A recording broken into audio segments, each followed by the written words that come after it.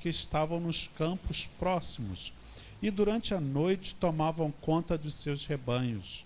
E aconteceu que um anjo do Senhor apareceu-lhes, e a glória do Senhor resplandeceu ao redor deles, e ficaram aterrorizados. Mas o anjo lhes disse: não tenham medo, estou lhes trazendo boas novas de grande alegria, que são para todo o povo. Hoje, na cidade de Davi, lhes nasceu o Salvador, que é Cristo, o Senhor. Isto lhes servirá de sinal: encontrarão um bebê envolto em panos e deitado numa manjedoura. De repente, uma grande multidão do exército celestial apareceu com o anjo, louvando a Deus e dizendo: glória a Deus nas alturas e paz na terra aos homens, aos quais ele concede o seu favor. Quando os anjos os deixaram e foram para os céus, os pastores disseram uns aos outros: vamos a Belém e vejamos isso que aconteceu e que o Senhor nos deu a conhecer. Então correram para lá e encontraram Maria e José e o bebê deitado na manjedoura. Depois de o verem, contaram a todos o que lhes fora dito a respeito daquele menino. E todos os que ouviram o que os pastores diziam ficaram admirados.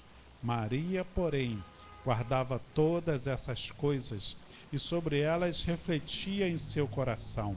Os pastores voltaram glorificando e louvando a Deus por tudo que tinham visto e ouvido, como lhes fora dito.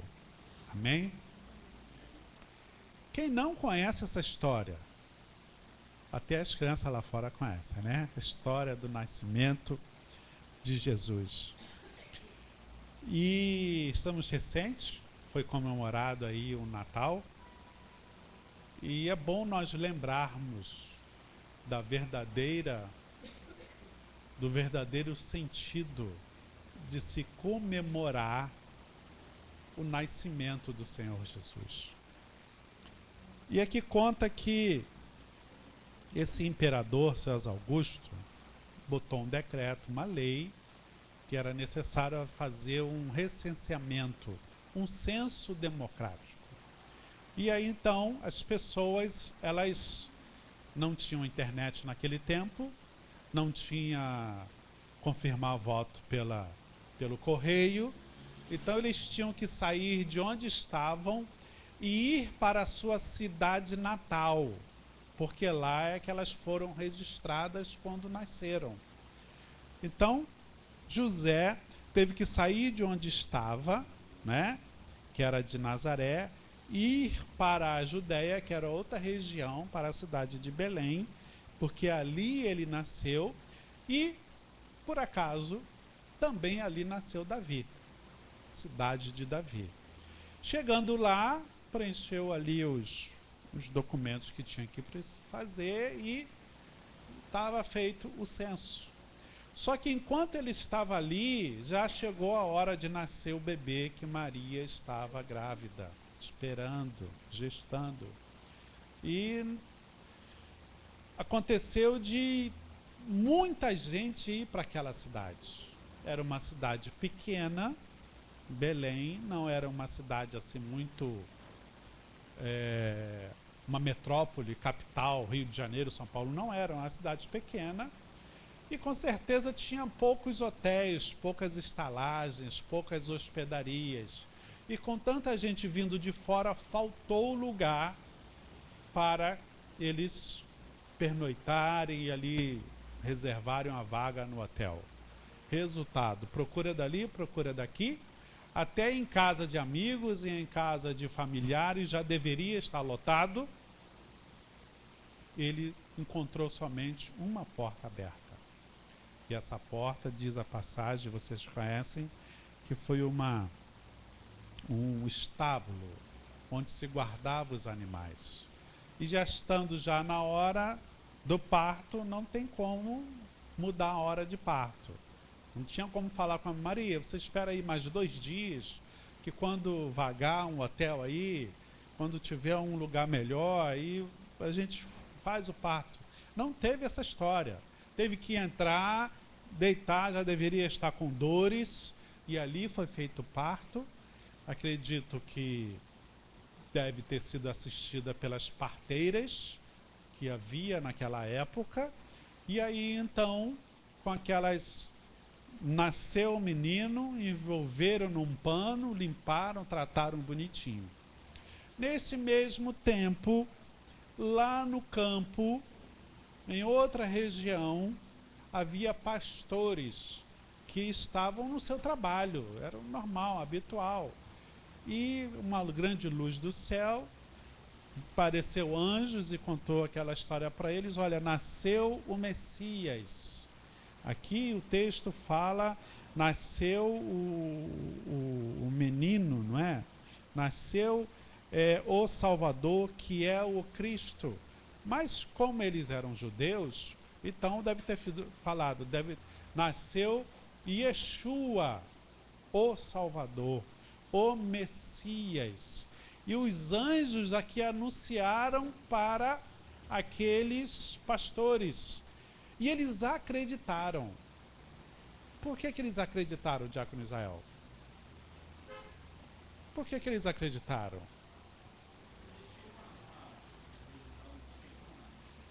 Sim, existia uma previsão. Mas você imagine, né? Bom, existia sim uma lei, existia sim um mandamento, existia sim uma profecia de que Jesus iria nascer naqueles tempos. Só que nós, seres humanos, somos muito imediatistas.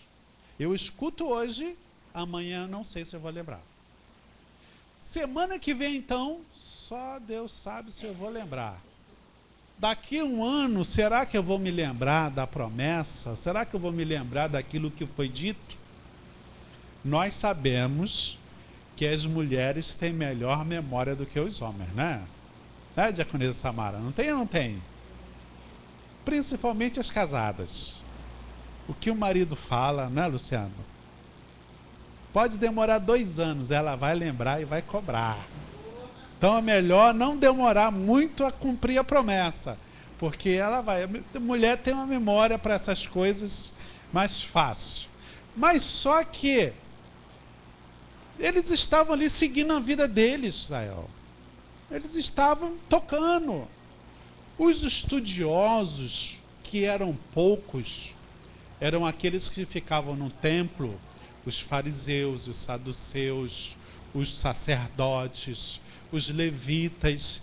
Esses, eles manuseavam os rolos, as escrituras o tempo todo, então estava mais fresco na memória. Mas o povo em si tinha hábito de ir poucas vezes ao templo, porque era muito distante, tinham seus trabalhos, não tinha metrô, não tinha ônibus, não tinha avião. Então, para ir ao templo era um tempo muito dispendioso. Viajar à noite, perigoso, pode ter assalto. Então, eles usavam os Shabbat, que era o sábado, o dia reservado para adorar a Deus e escutar as Escrituras. Então, os pastores estavam exercendo o seu trabalho, nem se lembrando se estava perto da época ou não. Mas eles acreditaram por um motivo, que diz o texto aqui que eles ficaram aterrorizados. Vira para quem está do seu lado e diga aí, eles ficaram aterrorizados. Porque houve uma luz muito forte. E naquele tempo não se falava em OVNI, não se falava em alienígena, não se tinha esses termos. Então uma luz vindo do céu é sobrenatural. É de Deus. E saindo pessoas, anjo, eles se manifestavam com figura de pessoas. Não diz aqui se tinha asa. Não sei se tinha asa. 2 asas, 4 asas, 6 asas, não diz. Só diz que apareceram os anjos. Então as pessoas que saíram daquela luz forte e começaram a falar com eles das Escrituras, aí sim eles lembraram da promessa, das profecias, porque eles recitaram os versículos, o texto das Sagradas Escrituras. E é mesmo, está nessa época. Então eles começaram a acreditar naqueles anjos pela forma sobrenatural que os anjos lhes apareceram. Aquela luz, e diz que tinha um coral. Os anjos estavam cantando. Além de ter aquele que estava ali, por trás deles havia um coral cantando, porque eles estavam anunciando boas novas. Estavam anunciando algo que era muito esperado. Anunciaram, eles acreditaram, diz aqui o texto, que os anjos foram embora pelo céu, e então os pastores falaram, olha, não tem outra coisa a fazer. Nós temos que ir lá, ver esse Messias. Nós temos que ir lá, ver realmente esse lugar que os anjos falaram. Largaram tudo e foram correndo. Também não diz o tempo que ficaram andando rápido. Porque a notícia era tão boa que eles largaram tudo. Deve ter apressadamente ali preso os animais no curral e deram no pé para ver essa notícia que, de tão sobrenatural que era, só podia ser verdadeira. E todos aguardavam o Messias, todos aguardavam o Salvador. Eles viviam em domínio, eram quase que escravos. Eles viviam ali de tal forma apertados, pagando tributos, impostos, sem direito a voto, sem direito a lei nenhuma sobre eles. Eles só tinham obrigações. Então, quando se fala em Messias, se fala em salvação, eles entendiam como solução de problemas. Entendiam como, o termo que se usa hoje em dia, o salvador da pátria. E aí foram correndo para ver. E realmente, chegando lá, todos conhecem essa história, encontraram um menino numa estalagem, uma manjedoura, devia ter sido algo improvisado, uma caminha, um bercinho improvisado, envolto em panos, e estavam ali o pai e a mãe, e eles adoraram, não é, aquele menino como Messias. E vocês sabem que depois apareceu os magos, não foram 3, alguns dizem que foram 3, mas a Bíblia só fala os magos, né?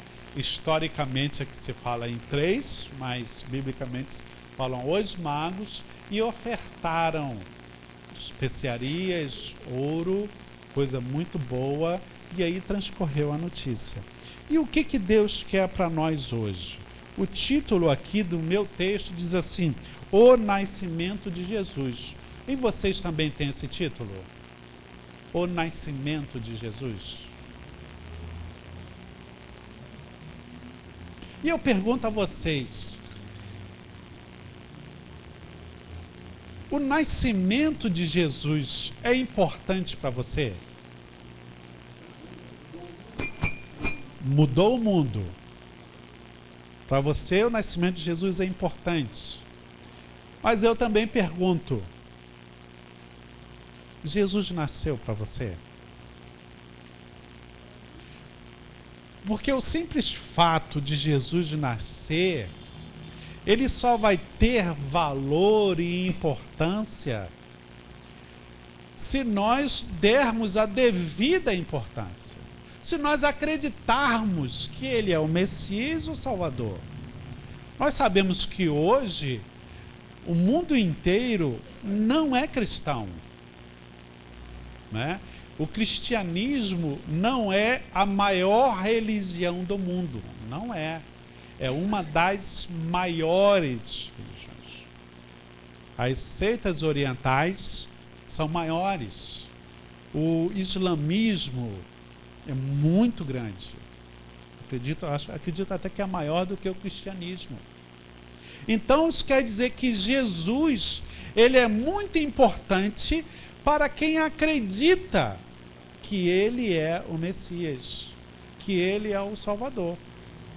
Porque senão vai ser só mais um na história. Mais um que mudou a história. Por exemplo, recentemente, mês passado, ou ano passado. Mandela, né? Ficou doente e então faleceu. Um homem que mudou a história de um país, de um continente e globalmente mudou tudo o que se pensava em relação a apartheid, negros e brancos, a domínios. Ele foi um grande ícone dessa mudança dos últimos tempos. Mas tempos atrás, Gandhi também fez grandes coisas. Maria Teresa de Calcutá fez grandes coisas. Maomé fez outras coisas. Allan Kardec fez outras coisas. O Armstrong, que foi à Lua e pisou, fez um grande ato que mudou a história. Então, grandes personalidades na história da humanidade existiram e eu acredito que ainda vão ter pessoas aí que vão mudar a história. Obama mudou a história de um país, primeiro presidente negro daquele país. Então, eu preciso de alguma coisa que me faça acreditar que Jesus nasceu e que ele realmente é o Messias, o Salvador tão esperado. E qual é a primeira coisa que nós temos para acreditar nisso? O que você tem de primeiro?